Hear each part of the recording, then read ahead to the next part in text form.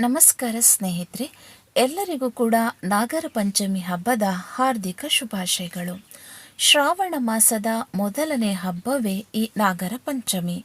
ಭಾರತೀಯ ಸಂಸ್ಕೃತಿಯಲ್ಲಿ ಪ್ರಕೃತಿ ಮತ್ತು ಪ್ರಾಣಿಗಳನ್ನು ದೈವಿಕವಾಗಿ ಪೂಜಿಸುವ ಅದ್ಭುತವಾದ ಸಂಪ್ರದಾಯವಿದೆ. ಅದರಲ್ಲಿ ಹಾವಿನ ಪೂಜೆ ಅತ್ಯಂತ ಪ್ರಮುಖವಾದದ್ದು.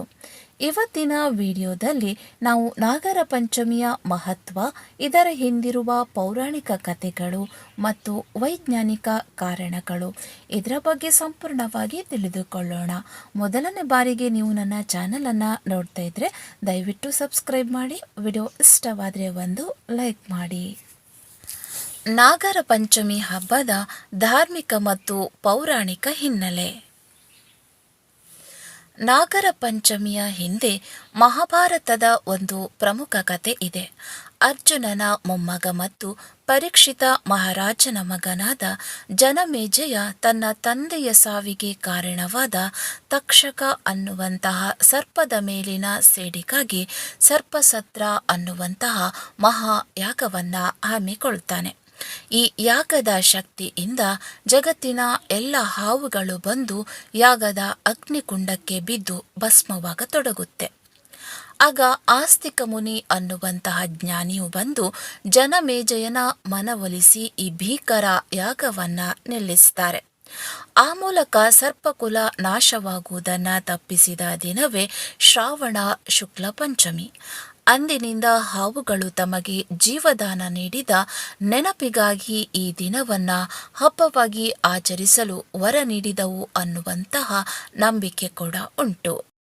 ಇನ್ನೊಂದು ಪೌರಾಣಿಕ ಕಥೆಯ ಪ್ರಕಾರ ದ್ವಾಪರ ಯುಗದಲ್ಲಿ ಬಾಲಕೃಷ್ಣನು ಯಮುನಾ ನದಿಯಲ್ಲಿದ್ದ ವಿಷಕಾರಿ ಕಾಳಿಂಗ ಸರ್ಪದ ಮರ್ದನ ಮಾಡಿ ಜನರನ್ನು ರಕ್ಷಿಸಿದ ದಿನವೇ ಈ ನಾಗರ ಪಂಚಮಿ ಎನ್ನಲಾಗುತ್ತೆ. ಮತ್ತೊಂದು ಜನಪ್ರಿಯ ಕತೆ ಎಂದರೆ, ಒಬ್ಬ ರೈತ ತಿಳಿಯದೆ ಹಾವಿನ ಮರಿಗಳನ್ನು ಕೊಂದಾಗ ತಾಯಿ ಹಾವು ಆಕ್ರೋಶಗೊಂಡು ರೈತನ ಕುಟುಂಬವನ್ನ ಕಚ್ಚಿ ಸಾಯಿಸುತ್ತೆ.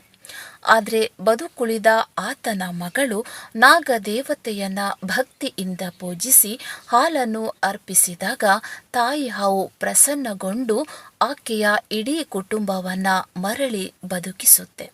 ಅಂದಿನಿಂದ ಹೆಣ್ಣು ಮಕ್ಕಳು ತಮ್ಮ ಕುಟುಂಬದ ರಕ್ಷಣೆಗಾಗಿ ಈ ಪೂಜೆಯನ್ನ ಮಾಡ್ತಾರೆ. ಇನ್ನು ನಾಗರ ಪಂಚಮಿಯ ಬಗ್ಗೆ ಇರುವ ವೈಜ್ಞಾನಿಕ ಮತ್ತು ಪರಿಸರ ಹಿನ್ನೆಲೆ ಹೇಗಿದೆ? ಹಾವುಗಳು ಜೈವಿಕ ಸರಪಳಿಯಲ್ಲಿ ಪ್ರಮುಖ ಪಾತ್ರವನ್ನು ವಹಿಸುತ್ತೆ.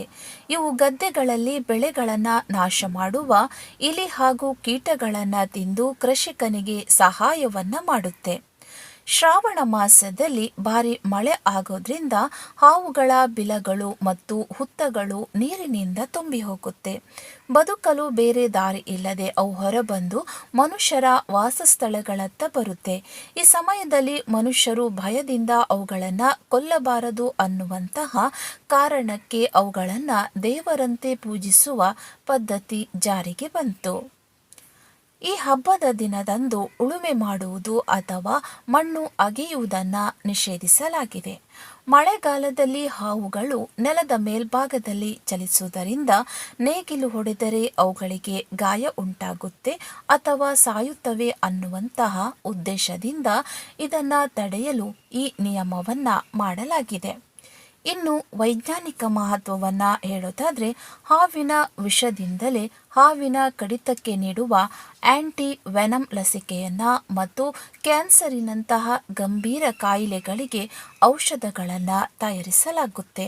ಆದ್ದರಿಂದ ಈ ಹಾವುಗಳನ್ನು ಸಂರಕ್ಷಣೆ ಮಾಡುವುದು ತುಂಬನೇ ಅತ್ಯಗತ್ಯವಾಗಿರುತ್ತೆ. ವೀಕ್ಷಕರೇ, ನಾಗರ ಪಂಚಮಿ ಹಬ್ಬ ನಮಗೆ ಪ್ರಕೃತಿಯನ್ನ ಪ್ರೀತಿಸಲು ಮತ್ತು ಎಲ್ಲ ಜೀವಿಗಳೊಂದಿಗೆ ಸಾಮರಸ್ಯದಿಂದ ಬಾಳಲು ಕಲಿಸುತ್ತೆ. ನಿಮ್ಮ ಕಡೆಯಲ್ಲಿ ಈ ಹಬ್ಬವನ್ನು ಹೇಗೆ ಆಚರಿಸ್ತೀರಾ ಅಂತ ಕಮೆಂಟ್ ಮಾಡಿ. ವಿಡಿಯೋ ಇಷ್ಟವಾದರೆ ಲೈಕ್ ಮಾಡಿ, ಮರೆಯದೆ ಚಾನಲನ್ನು ಕೂಡ ಸಬ್ಸ್ಕ್ರೈಬ್ ಮಾಡಿ. ಧನ್ಯವಾದ.